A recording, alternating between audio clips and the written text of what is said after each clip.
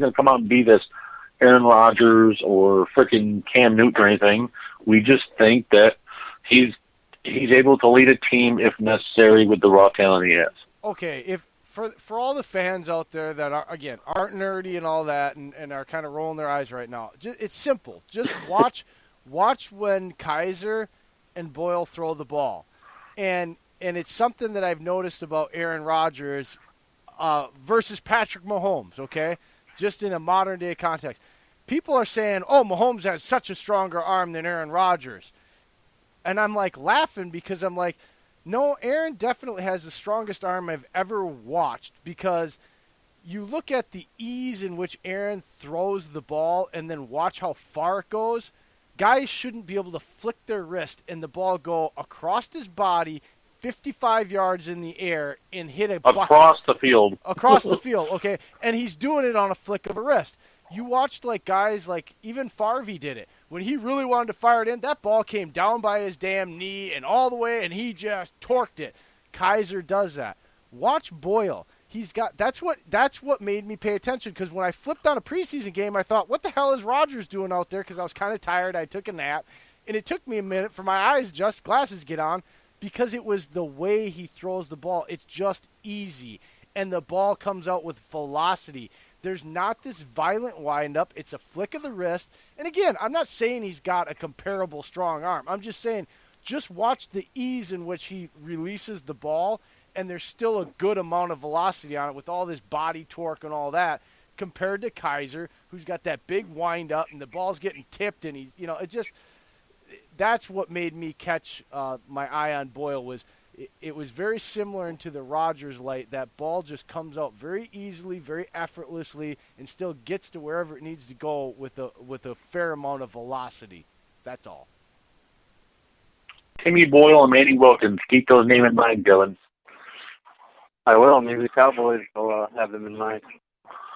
Now, in the name of J.J. Watt, get me a friggin' spotted cow and get Ryan on the show. Okay. Hey, thanks a lot, guys. Thanks a lot, Dillon. Great job Thank today, you, Dillon. there, sir. We're Last going chance to you was break. fun. Last chance you with Dillon. That was Fantasy Files. And on break we go. Thanks, guys. Have a good one, first and goalers. All my fans, freaks out there. Big Papa Pump your hood up. I'll see you. Oh, nice.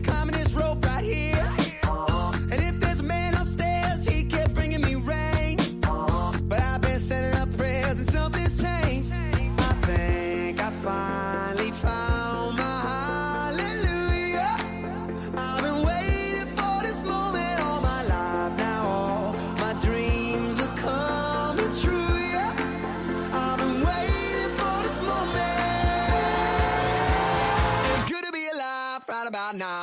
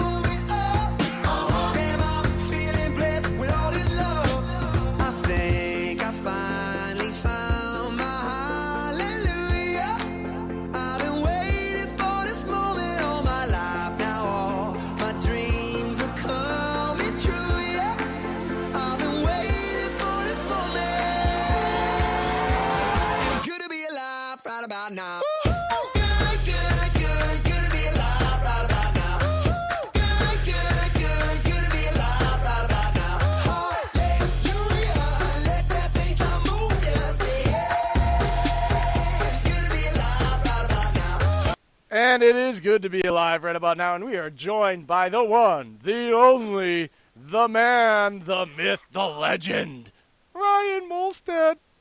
Hi, Ryan. Hey, how's it going? Molstad. Packers 365. Yes, sir. We've got Sir, you. love having this guy on. All right, so Ryan. Glad to be on. before we get into anything too serious, how about we you tell us all the fun stuff you've been up to lately? Because, we want you to brag a little bit more. Your bragging is entertaining. Let's just put it like that. Viking boat parties. Oh, boy.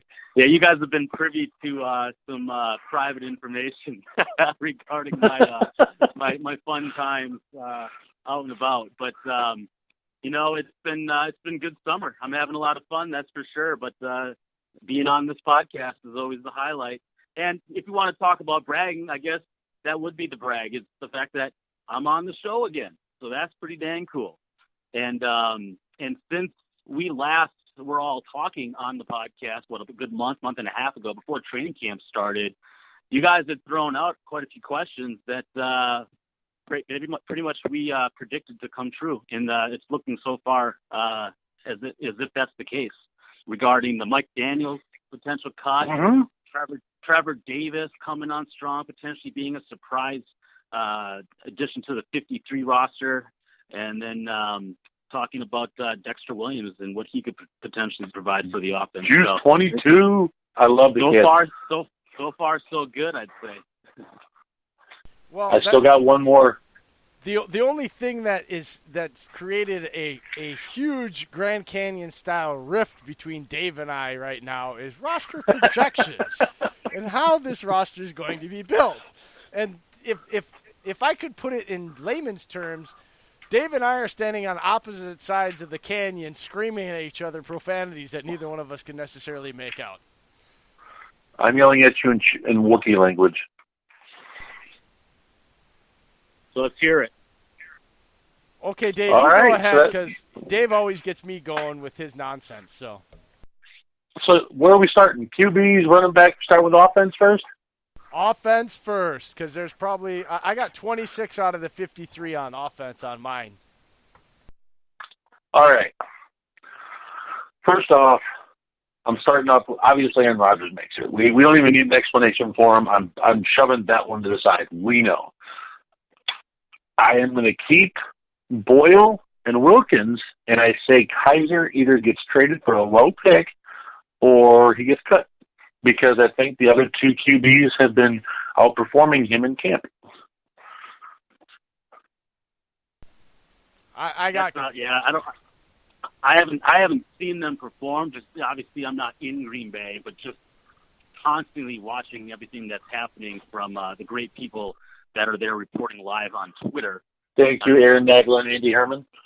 Yeah, exactly.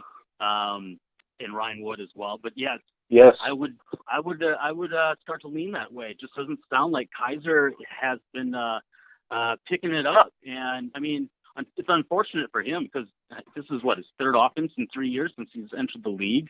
So that's got to be difficult. But he's also on the same, he's in the same boat as the other QB. So it's not like he's the only one learning a new offense either. So I just don't. I don't know. I think the question of who it's going to be or how many is really more of the question, I guess. I think it's going to end up just being two, just because when you start to play the numbers game at all these other positions, I don't see them having three quarterbacks worth keeping. But I think that's a different discussion. I'll agree with that. I've got Rodgers, Kaiser, and Boyle, but after our last discussion, and I did think about what you said, Ryan, about only keeping two. I think the initial 53 is probably going to have three QBs, but I will say this. There's always asterisks to all these little things, and I write them down. Kaiser could be out if Boyle performs well and Wilkins shows enough spark for them to look at him as a project because of his running ability. So it's really up to Boyle to decide whether or not Kaiser is going to be around, I think, in my opinion, that way. Because if Boyle plays well enough, I think then they can look at keeping Wilkins as a practice squad player and then only running with two QBs on the roster, giving them more flexibility on the rest of the 53, like you were just saying, Ryan. See, here's my thought on the initial 53 and how the numbers could play out. You start the year off, obviously Aaron Rodgers, knock on wood, nothing happens in preseason, but he's healthy, right? So unless the unfathomable thing happens just like last year's opening game against the Bears, where he gets hurt early, realistically, you can get away with 2 QBs early in the season. If you're going to have 3 maybe later as you get into the season.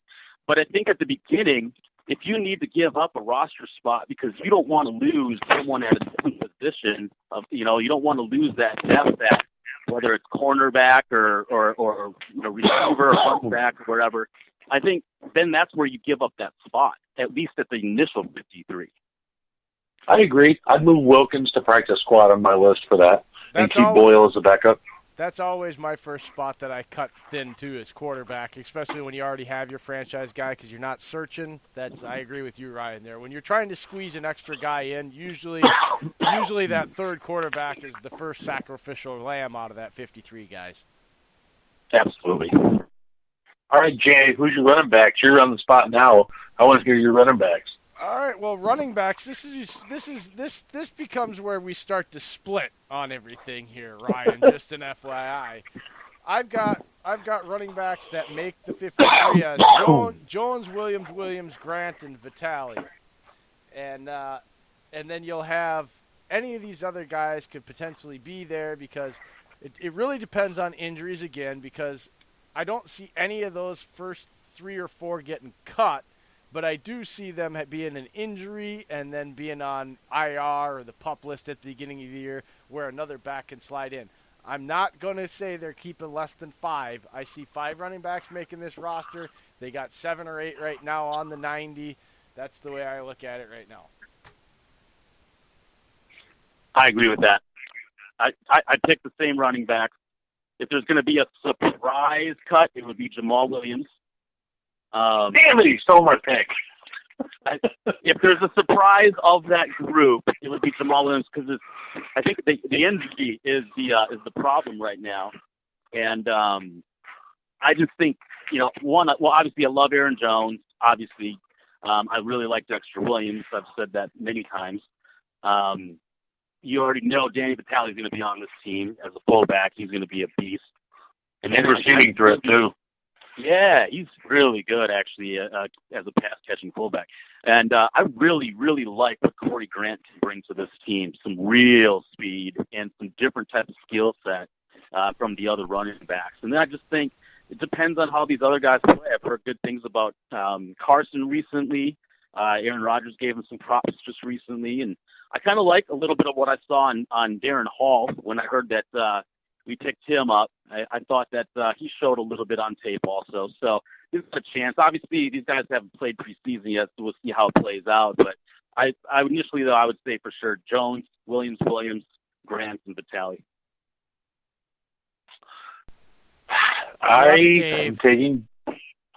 Love you too. I'm taking Jones. I'm going to say they're going to trade Jamal Williams. With his injury, they can still get something out of him.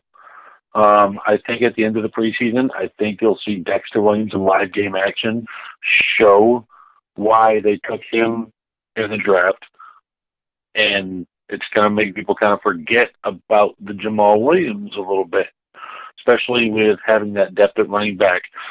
So it's going to be Jones, Dexter Williams, Corey Grant, Vitale. I'm keeping 4. I'm keeping 4. Okay. Jamal Williams, he hasn't played in one training camp day at all. He had the first one, and that was in shorts and shirts. He didn't even have pads on. That's why I look at him as a IR or PUP list stash because you then get him back knowing he's too valuable in third down and pass catching. He fits perfectly. He has Danny Vitale now for third down. It doesn't matter. It's bodies, Dave. This offense requires bodies and lots of them at that position. And you will stash him on the IR because then he doesn't count against your initial 53. You get a back you already knows the system, comfortable with the quarterback, has rapport with the team, fresh legs to come in when you know that other players are going to be banged up in the middle of the season. Even if he's not initially there, I just don't see them letting go of him right now because he's too easily stashed and there to help him out later in the season. I stick my nose up at your response, and Jamal Williams gets traded out of my roster. Oh, I love it. I will say this, just to kind of throw another